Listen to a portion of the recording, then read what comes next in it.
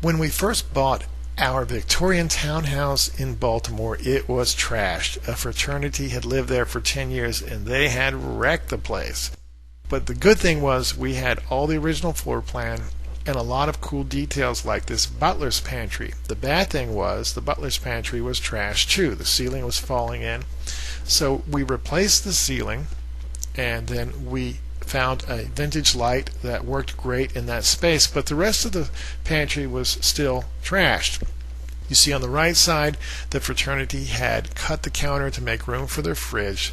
On the left side, the original gas range was in a corner, so we pulled that out and put in a utility sink with a disposal. And you see to the left of that, the original cabinet doors on the bottom. The problem is we did not have the original cabinet doors, which were glass fronted, for the rest of the pantry, and you see it just left the pantry wide open. The other problem was we had these support slats that block the counter. If we remove those support slats, then the shelves would come tumbling down, so we had to find some alternate means of support so we could liberate those slats from the countertop.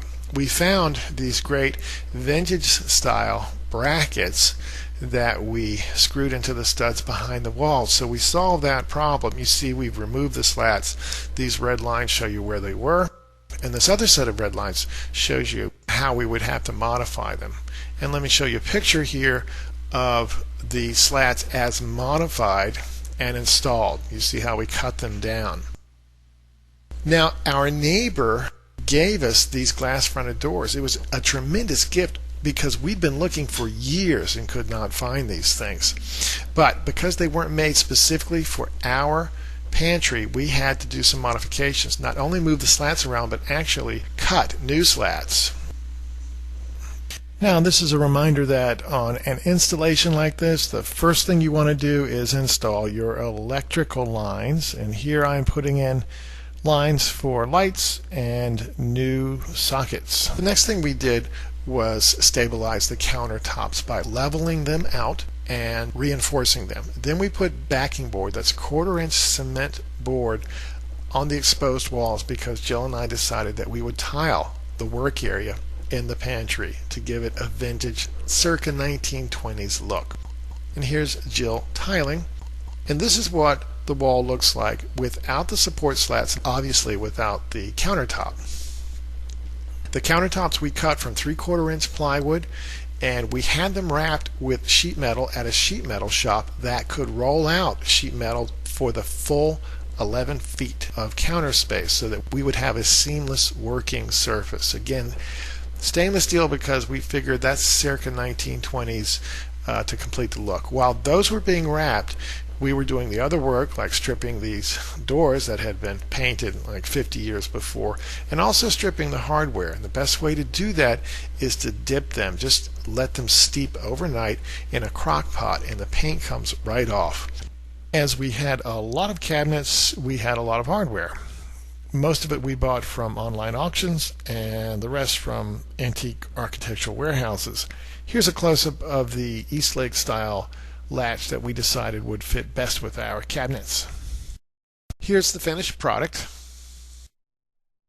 What we were striving for was to upgrade an 1897 pantry to make it look like about 1920 or so. And so we used that era of subway tile, which used to be difficult to find, but in recent years we have been lucky in finding quite a bit of this subway tile. We pretty much kept everything the way it was originally. It was painted in here, it had crown molding, it had these glass fronted doors. The only difference is that we liberated the cabinets from the counters by taking up those support slats and putting in those Victorian brackets. We trimmed out each counter below the countertop. As you see here, the hardware on the bottom is face mounted, and that's the way it was originally.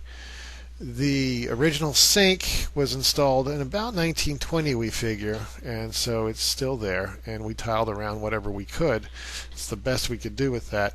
We put, for privacy, we put this window, this extra pane in instead of curtains. We thought that that would look better, and we like this a lot. This is the utility sink with the garbage disposal.